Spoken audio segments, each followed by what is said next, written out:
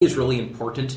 Getting access to guys like Vaynerchuk and Seth Godin and Damon John from Fubu and Shark Tank, that is invaluable. $100,000 is really great, and that, everyone will say that the money has been really important. But the value is really in the mentorship aspect of what they get from it, and that's just huge. And that can't be replicated, and it can't be bought. And so even last year, while all the winners did get a cash prize, they each spent a full day with their mentor. And so you can imagine, for a company that is a clothing company, to spend a full day with Damon John, who built Fubu and was just this amazing fashion apparel maven, how incredible an opportunity that is. And so for this year, we were kind of thinking, okay, can we create something that's really just based around mentorship first and foremost? And we kind of thought, okay, well, what would be the most incredible place to have an entrepreneurial breakthrough? What would be the best place to kind of go and create your vision for the next steps of your company? And who would we want if we can pick anyone? And of course, Richard Branson is just this iconic entrepreneur who's amazing. And I had read a couple of his biographies, and I think in Losing My Virginity, which is one of his last books, he sort of talks about how he sort of tells this anecdote, or recounts a story about how the concept of longitude and latitude were actually found or discovered by virtue of a competition. That there was a competition put on, and sort of these incredible minds went ahead and through this competition were motivated to go ahead and figure out how to navigate ships better. And so through that competition, this latitude and longitude was actually conceived. And so I read that, and I said, I think that's kind of my angle in there. He talks about how competitions can be very motivating. Maybe I can kind of I can go to him with this idea that, we have a competition, and rather than finding latitude or longitude discoveries, we can actually found new businesses. And I think because we have a track record now where we're doing this for 4 or 5 years, I can actually point to examples of companies that started with Shopify through the Build a Business competition and have grown to become multi-million-dollar companies that are. I was going to say there's got to be a handful. There is. I mean, there's an alumni network of Build a Business winners now that have sold, that have built hundreds of millions of dollars worth of value for companies. And so, after using a little bit of hustle and some navigation, figure out who knows who, I was finally able to pitch Branson on this concept, and he liked it a lot. And so, that's awesome. So we now have over 10,000 contestants. The competition still has 4 months left to go. So we expect to double that. And the winners of the competition, 5 winners, we're going to fly them on a private jet to Necker Island, which is Richard Branson's private island, for a week of mentorship and inspiration and a little bit of R&R perhaps. See some animals you don't see anywhere else. Absolutely, yeah. And we'll bring in Damon John with us, Tim Ferriss, Marie Forleo. Jeez. And more recently we got our friend. I'm going, which is really exciting. I'm starting a business. And recently, you should, yeah. And recently we got our friend Seth Godin to agree to come down for 2 days, and he's just going to come down and do a 2-day course, which is really awesome. So we got Seth coming, and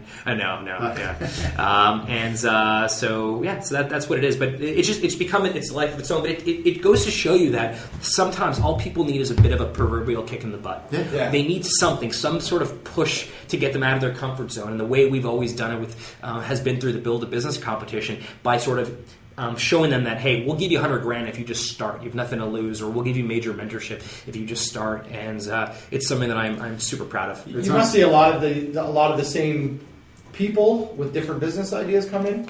I actually don't. Not necessarily. Really? It's a lot of brand new businesses that actually don't. Now that we've been doing it for a while. That's right. Yeah. Now that we've been doing it for a while, we do see other companies. One of our past winners, Skinny Me Tea, Greta out of Australia, incredible entrepreneur. She now has a new company called the Fifth Watches. So she's already built this incredible tea company. Now she's doing a fashion company. She kind of knows. Those are some of the things that she's applying a lot of the same tactics she used on our first product for the new product. And so we're seeing a bit of that too, but it's incredible. And what's amazing is Build a Business is just sort of taken on a life of its own, and now people know about Shopify because of Build a Business, which is just wonderful. What I recommend to any listeners that they just hear, is Shopify just an e-commerce site? Add them on Instagram and Twitter, and look through at every freaking company that's on there, and add them on Instagram, because you are going to see the coolest shit you never thought possible could come about, and go, wow, why didn't I do that? Oh, they did it. Whatever. Let's. Yeah. And there's just some incredible products. And what sort of happened is, I mean, we can get into, we'll talk about this, but briefly said, like, entrepreneurship is becoming democratized. 20, 30 years ago, to become an entrepreneur, you had to either have a rich father or rich uncle or something like that, a famous last name, or some relationship to the bank, because capital was basically the most important thing of starting a business. And today, technology has made the barrier to entry so low for entrepreneurship that capital is no longer what's important today. It's actually about creativity. It's about hustle. It's about ambition. It's about just, hard work, smart work, great products, good experience. And it's become democratized. And I just think that's one of the coolest things in the world.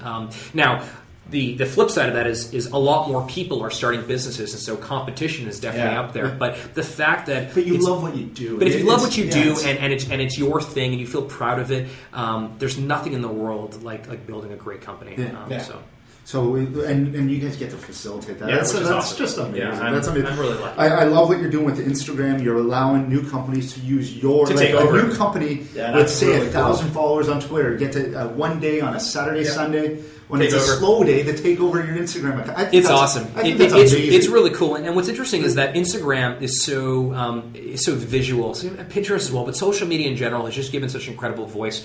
When I first launched Smoofer on Shopify back in 2007, I really had one way that I was able, or two ways, I guess, to get traffic to my website. I either had to use AdWords, which was really expensive, or I had to cultivate some sort of community on my own, like create a blog on Smooth where people were coming back to. Yeah. What's so great about social media is that effectively it's free, right? You got to be creative, and you have to have some sort of hook, and you have to have some sort of you got to earn it. You got to earn that respect. I mean, Gary Vee talks a lot about this. You got to pay it forward on social media. But if you do that well, you don't have to go and have a massive marketing budget to get a lot of sales, and you can use social media, you can use a blog, you can use Twitter or Facebook to drive a ton of traffic to your own online store and then monetize that. That is also very democratizing. And with your blog, like on Reddit/r/marketing, which I you love every day. I love it. It's interesting. It's awesome. Your blog comes up on several times. Like, that's amazing that a company like yours is not an independent blog that people would go to. Yeah. Yours is from a company. But that's because so much to help. That's amazing that you think of doing that. Like, that's because we take a very long-term approach to it, right? Most people don't have the discipline to do that. They write a blog post, one that's very vendor neutral and just helpful, and that second blog post, there's an ask. It's okay. Well, you read that one, but now we need money from you. We've taken a very disciplined, long-term approach to our business in its entirety, and that includes our marketing. Our e-commerce, our Shopify blog is one of the best places to get resources and information about e-commerce. And honestly, most of the articles have nothing to do with Shopify. We're just putting value out there. And what's happened is we've become, again, one of the hubs for e-commerce information on the internet and in the world. And that's just become that's been a great channel for us. But it's because we were disciplined, we took a long-term approach, and I just see so many companies that start a blog for all the wrong reasons. Yeah. And they take a short-term approach, and as soon as they get anyone visiting there, they try to sell them something. And we just don't do that. They look at your ROI right away. What's your blog ROI? Yeah. Like after 2 years, 0? I don't makes no sense. There's no metrics. And again, if you read talking to Gary, if you read The Thank You Economy, you read any of the really great books on building an audience and a social media audience and a blog, they all talk about taking a long-term approach. But that takes discipline, and it is not easy. And your personality. It's not everybody. Like, ask Gary Vee on YouTube. Definitely watch that. Yeah, he's awesome. Every day, 20 minutes. Awesome.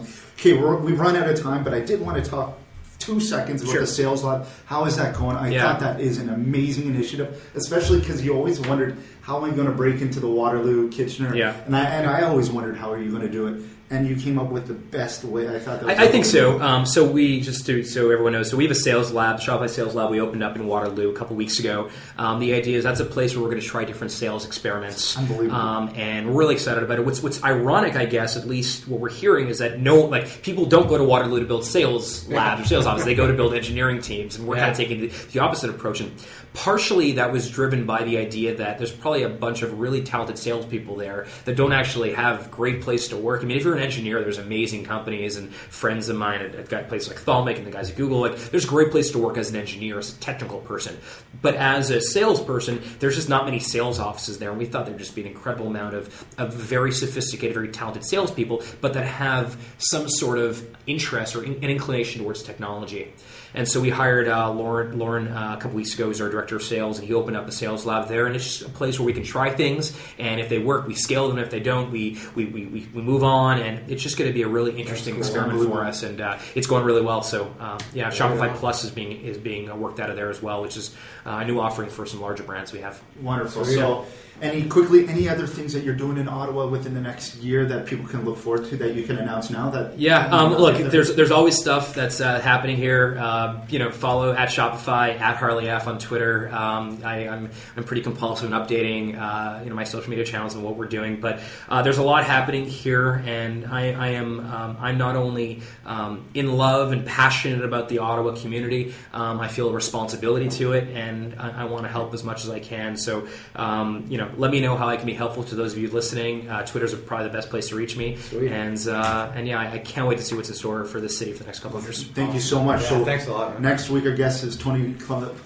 Nice, great. Yeah. Tony actually follows me on Instagram. Of course. And he is quite the social media guy. He's awesome. He's great. I'm posting pictures, first tracks of Trumbull at 6:30 in the morning, and he's liking that right away. It's awesome. So we're going to talk to him about that. So cool.